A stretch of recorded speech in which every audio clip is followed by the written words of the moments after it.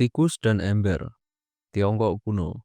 Metode eksekusi ini mungkin terdengar seperti fiksi horor, tapi benar-benar pernah digunakan, terutama di Tiongkok kuno. Caranya brutal dan psikologis. Seseorang dibaringkan atau diikat, lalu sebuah ember logam berisi tikus hidup diletakkan di atas perut atau dada korban. Ember itu kemudian dimanaskan dari luar, biasanya dengan bara api atau obor. Dalam kepanikan, tikus akan menggali ke arah satu-satunya jalan keluar, yaitu ke dalam tubuh manusia. Akibatnya, tikus akan mencakar dan menggigit masuk ke dalam kulit dan jaringan lunak. Teknik ini bukan hanya menyiksa secara fisik, tapi juga menghancurkan mental korban. Tembok dan peluru, firing squad.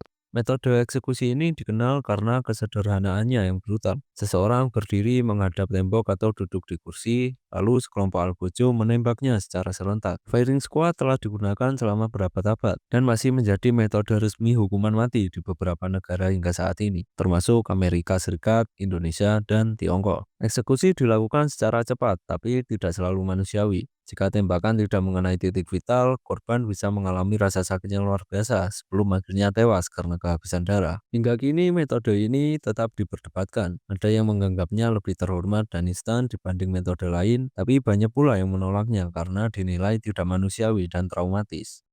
Hukuman gantung atau hanging. Hukuman gantung adalah salah satu metode eksekusi tertua dan paling tersebar luas dalam sejarah. Digunakan sejak zaman kuno, dari Babilonia, Persia, hingga Inggris abad pertengahan. Metode ini masih bertahan hingga sekarang di beberapa negara, seperti Iran, Jepang, dan Singapura. Secara umum ada dua cara, yaitu short drop. Korban perlahan mati karena cekikan dan kehabisan napas. Yang kedua, long drop, dirancang agar leher korban patah seketika. Dahulu di Eropa, gantung sering dilakukan di depan umum sebagai tontonan dan sekaligus peringatan. Saat ini meski makin jarang digunakan, gantung masih legal dan aktif di beberapa negara.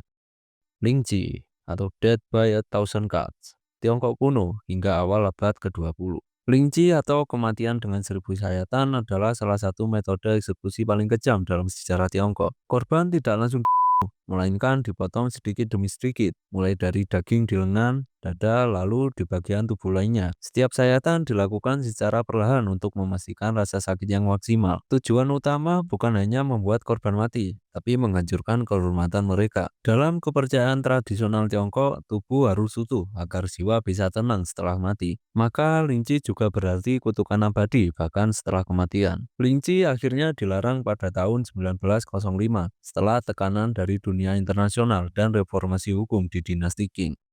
Flying atau kulit dikupas hidup-hidup. Assyria, Persia, abad pertengahan. Flying adalah salah satu bentuk eksekusi paling mengerikan. Kulit korban dikupas saat mereka masih hidup. Metode ini pernah digunakan di Kekaisaran Assyria kuno, Persia, hingga beberapa wilayah di Eropa abad pertengahan sebagai bentuk hukuman dan teror politik. Prosesnya dilakukan secara bertahap. Kulit mulai dikelupas dari wajah, lengan, atau punggung, hingga korban meninggal karena rasa sakit, kehilangan darah, atau infeksi. Seringkali tubuh yang sudah dikuliti akan dipajang di depan umum, sebagai peringatan keras bagi siapapun yang berani memberontak. Crucible of Fire atau penyiksaan dengan logam panas. India dan Afrika kuno. Dalam beberapa budaya kuno, terutama di wilayah India dan Afrika, logam panas digunakan sebagai alat eksekusi maupun ujian kejujuran dalam sistem kepercayaan. Korban akan dipaksa memegang batang besi membara, berjalan di atas bara api, atau bahkan menuangkan logam cair ke tubuh mereka. Di beberapa kasus ekstrim, logam cair dituangkan ke dalam mulut, telinga, atau lubang tubuh lain. Metode ini tidak hanya perlahan, tapi juga mengirimkan pesan ketakutan terhadap siapapun yang dianggap pengkhianat, penyihir, atau pembangkang. Sebagian ritual dilakukan atas nama keadilan ilahi, yaitu jika korban selamat dari luka bakar maka dianggap tidak bersalah. Tapi dalam kenyataan hampir selalu berakhir dengan kematian mengerikan. Puna Kulei atau dimasukkan ke dalam karung. Romawi kuno. Puna Kulei adalah salah satu hukuman mati paling unik dan simbolis di Romawi kuno, khusus ditujukan bagi pelaku parricide, yaitu pembunuh orang tua kandungnya. Pelaku tidak langsung dieksekusi dengan pedang atau salib. Sebaliknya, mereka akan diikat dan dijahit hidup-hidup ke dalam sebuah karung besar bersama beberapa hewan liar, biasanya ular, anjing, monyet, atau ayam jantan. Lalu karung tersebut dilempar ke sungai atau laut. Tujuannya bukan hanya tapi membuat si pelaku mati dalam kondisi kekacauan, ketakutan, dan kehilangan semua kehormatan. Kill Haul atau diseret di bawah kapal, Angkatan Laut Belanda dan Inggris. abad ke-17 sampai 18. Kill haul adalah bentuk hukuman yang sangat mengerikan, khususnya di lingkungan militer Laut Eropa. Pelaut yang melanggar aturan berat seperti pemberontakan atau pembangkangan akan dihukum dengan cara diseret dari satu sisi kapal ke sisi lain melewati bagian bawah lambung kapal. Tangan dan kaki diikat, lalu tubuh ditarik menyusuri kerangka kayu kasar, penuh karang dan teritip. Korban bisa mengalami luka dalam, pendarahan hebat, bahkan mati tenggelam sebelum sempat sampai ke sisi satunya. Dalam banyak kasus, kill haul tidak langsung, tapi efek fisik dan traumanya begitu parah, hingga korban meninggal perlahan beberapa hari kemudian karena infeksi atau shock.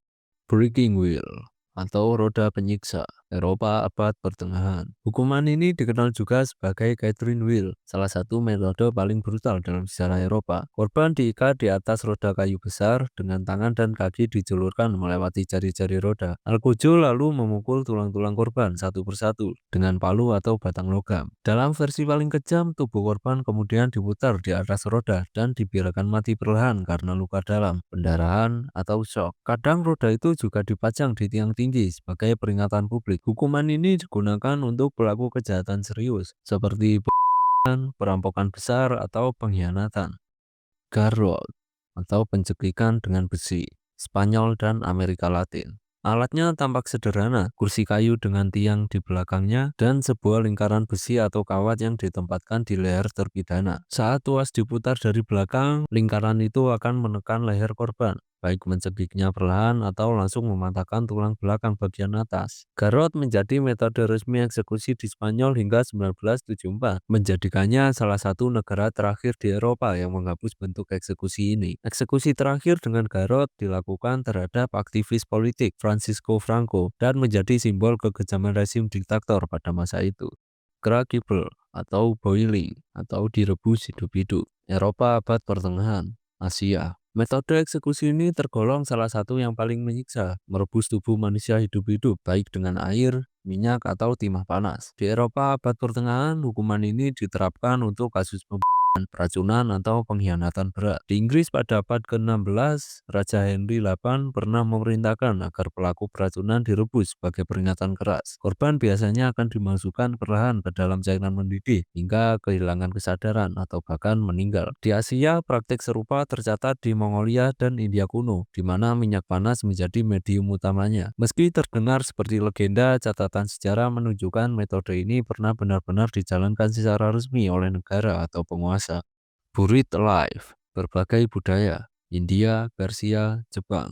Dikubur hidup-hidup adalah bentuk hukuman mati yang ekstrim dan traumatis yang pernah dijalankan di berbagai belahan dunia dengan motif yang berbeda-beda, dari ritual kepercayaan hingga sanksi sosial atau hukum. Di India kuno, praktik ini kadang diterapkan terhadap wanita yang dituduh berselingkuh atau melakukan perbuatan tak bermoral. Beberapa catatan sejarah juga menyebutkan bahwa hukuman ini pernah dikenakan kepada janda dalam ritual ekstrim yang disebut sati. Meski sebagian besar proses sati melibatkan pembakaran diri. Di Persia, dikubur hidup-hidup menjadi bagian dari eksekusi terhadap pengkhianat atau musuh kerajaan. Biasanya tubuh korban akan ditanam sebagian, dibiarkan kepala muncul di permukaan, lalu dibiarkan mati secara perlahan. Sementara di Jepang feodal, metode ini dikenal dengan istilah hitobashira. Korban dikubur hidup-hidup di bawah fondasi jembatan atau bangunan besar sebagai tumbal spiritual untuk mencegah bencana atau agar struktur bangunan tetap kokoh.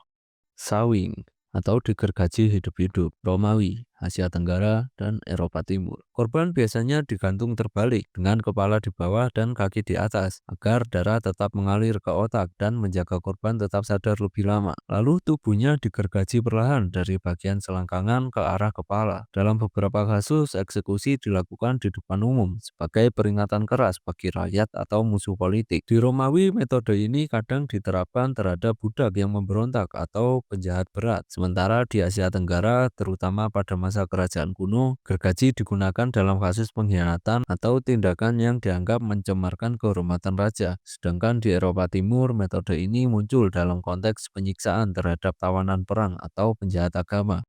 Drowning atau ditenggelamkan, Eropa, dan banyak budaya maritim. Metode ini sering dianggap alami karena tidak meninggalkan bekas luka fisik yang mencolok. Di Eropa, terutama selama era pengadilan penyihir, perempuan yang dituduh sihir kerap menjalani ujian air. Mereka diikat dan dilempar ke sungai atau danau. Jika tenggelam, mereka dianggap tidak bersalah, tapi tetap mati. Jika mengapung, mereka dinyatakan bersalah dan akan dieksekusi dengan cara lain. Sebuah ironi tragis yang menempatkan korban dalam situasi tanpa jalan selamat. Beberapa masyarakat maritim lainnya, termasuk suku-suku pesisir Asia Tenggara, juga mengenal hukuman tenggelam, baik sebagai bentuk eksekusi formal maupun pengorbanan ritual. Kadang korban diikat pada batu atau tiang kayu dan dibenamkan ke sungai atau laut hingga tewas.